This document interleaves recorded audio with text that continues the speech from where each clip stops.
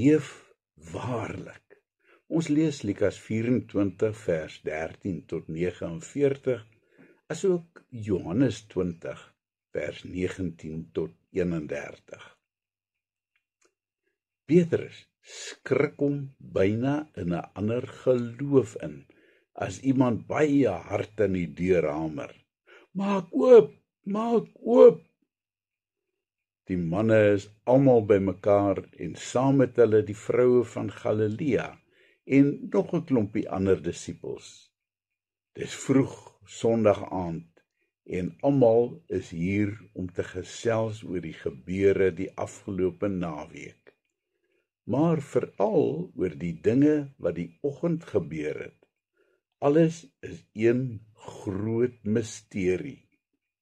En Petrus weet steeds nie mooi wat om daarvan te maak nie. As hy maar net die meester met sy eie oë kon sien. Maak oop, ons weet julle is daar binne, pleit iemand by die deur.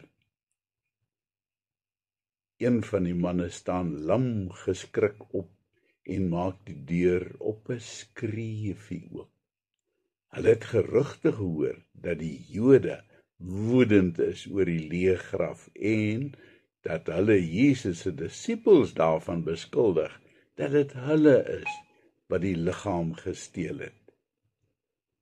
Mens kan maar nie te versigtig wees voor wie jy 'n deur oopmaak nie. Maar die twee gesigte buite is ou bekendes onder die disippelkring, manne wat al geruime tyd agter Jesus aanloop. Kom binne, word hulle ingenooi en die deur word weer sorgvuldig agter hulle gesluit. Julle sal nie glo wat so pas met ons gebeur het nie, begin die twee opgewonde. Nou vertel. Nou is almal baie nuuskierig en hulle drom om die twee manne saam. Ons twee was vanoggend op pad na Emmaus, net op weg te kom uit Jerusalem uit, vertel hulle. Toe daar skielik iemand langs ons is, sommer so uit die niet. Ja, gaan die ander kerel voort. Die een oomblik was daar niemand en die volgende oomblik was hy maar net daar. Ons het geloop en gesels oor die dinge wat die afgelope paar dae gebeur het, toe hierdie vreemdeling skielik daar opdaag. Dit het gelyk asof hy totaal onbewus was van al die gebeure en toe vertel ons hom maar van die meester se verskriklike dood. Snaaks dat daar nog iemand in die omgewing is wat nie daarvan weet nie, brom Petrus. Nee, maar hier begin die ding toe mos interessant raak, vertel die man vir Petrus. Want al die tyd het hy presies geweet wat gebeur het. Ja, hy wil ons net uitlok, kry sy maat 'n woordjie in. Verraderlik, te brom Petrus. Nee, jy verstaan nie, gaan die kerel voort. Want toe hy sien dat ons nie die dinge verstaan nie, toe begin hy haarfyn vir ons uit die skrif uitlê.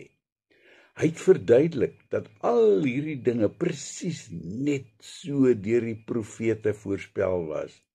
My mond het oopgehang toe alles vir my begin duidelik word. En toe kom ons in Emmaus aan en ons nooi hom uit om saam met ons te eet. En daar, terwyl ons eet, herken ons vir die eerste keer dat dit al die tyd die meester self was wat saam met ons geloop het. Hy is nie dood nie, hy leef. Ons het hom met ons eie oë gesien. Petrus voel hoe dat sy knie lam word. Het hy reg gehoor? Was dit werklik die meester wat saam met die twee manne was? Die volgende oomblik hoor Petrus 'n baie bekende stem.